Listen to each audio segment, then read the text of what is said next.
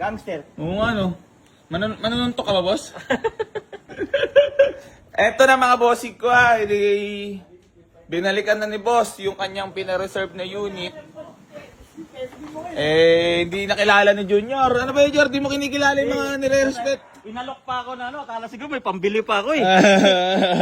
Ito, si bossing ang nagpa-reserve ng ating Honda CR-V Gen 2. Boss, marami pa naghahabol dyan. Marami nag-walk-in eh. Sinasabi ko nga sa'yo eh, magkasundo lang kami, bibigay ko na lang din eh. Tubo ka ba? Tutubo pa ako. Lugi sila. Lugi Tubo sila. na, lugi pa sila. Konti lang din tutubuin, basta meron lang tubo. Di ba? I-road mo wala, boss, para transparent tayo. Oh, Yar! So, ayun, mga bossing ko, bali kukunin na ni boss yung CRV, pinagawa natin yung pang-ilalim.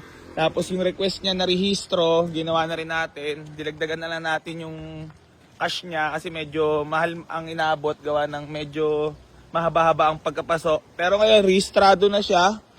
Di pa ako... Kuya Jeff, big shoutout sa'yo, di pa ako bayad sa rehistro. So ayun mga bossing ko, salamat sa pag-abolo. So ayun mga bossing ko, si Sir ang nagpa-reserve. Tika saan ka ba, boss?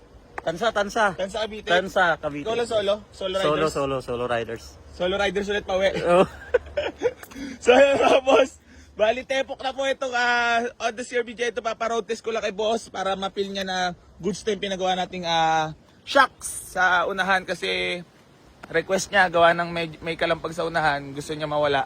So dinala na ni Alan kasi nga syempre mabait si Alan, alam mo naman si Alan. Ayaw ko mapapaya kay boss eh. Ha? Ayaw ko mapapaya kay boss. Ayaw mo na mapaya kay boss? Oo, para may pang-Starbucks ako. Ayun. Para test mo wala, Lal. Road test muna namin. Para magtropa lang dalawa.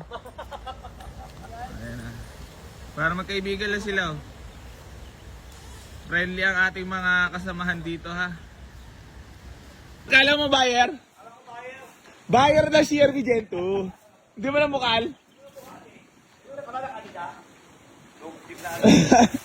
Paano mo nalaman lang siya lang nagpa-reserve? Ano sabi niya, Alan? Gen 2 yan, Gen 2 buyer. Ayan na si Ninong.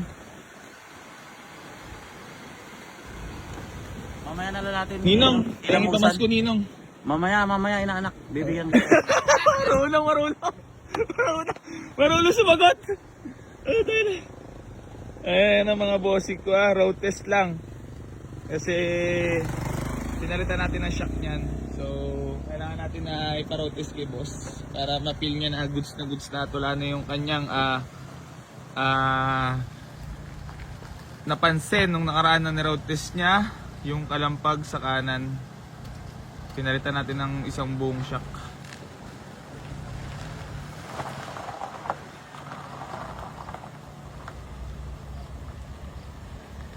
Wapo na CR-V Gen 2 na yan. Geng!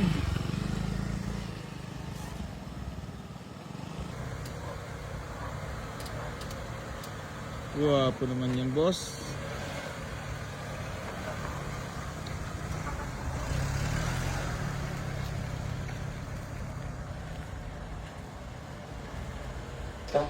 Oh, let's ka. Nagda-dot kilab ka rin ha. Hindi sa buhay, boss, kailangan lang natin tawag dito, magsumikap. Lumaban ng patas, diskarte. Kasi ang hirap na ng buhay dito sa Pinas. So, maraming salamat, bossing ko. Congrats. So, ayun mga bossing ko. Bali, babalikan na ni Sir. Ay, binalikan na ni Sir ang kanyang Honda CR-V Gen 2. Ano ba yung boss first car? Dati na nag-auto. May kotse na rin ako dati. Ano naman message mo, boss, at nasunod naman ng mga request natin dito sa Easy Garage? Maayos naman ang usapan. Maayos. Tsaka punta kayo dito. At marami pang available. Tsaka nakakatawad. Sa inyo nyo rin ito. Tsaka nakakatawad. Nakakatawad, siyempre. Alam nga namang, siyempre grupo. Alam mo naman, ha? So yun, mga bossing ko, bali hanggang dito na lang po. Maraming salamat po. At kina-car wash mo di Alan, works! Kaya kay boss. Ha? Kaya kay boss. Lamusan daw. Oo, tsaka yung pinagdidikit nila. Andiyan yun. Mami, shoutout ka lang, Lan. Mami, shoutout ka lang. Wag na! Mami, shoutout ka lang. Ayun o, ito. Shoutout. Shoutout daw. Shoutout to. Ayan na, winashkar na ni Alan kasi napakabait ng client natin. Talagang Walang sahod, merong sahod. wala sahod nga lang.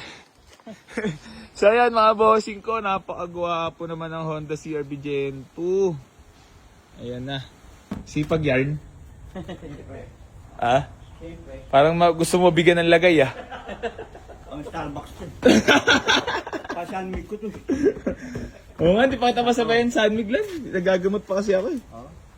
Antibiotic pa ba? Oo, pero tapos naman na boss. Ayan na mga bossing ko. Tape mo lang yun. Malalaglag yun. Yan. Kung saan ka basbot. Para mag-tropa lang dala, mabutay na.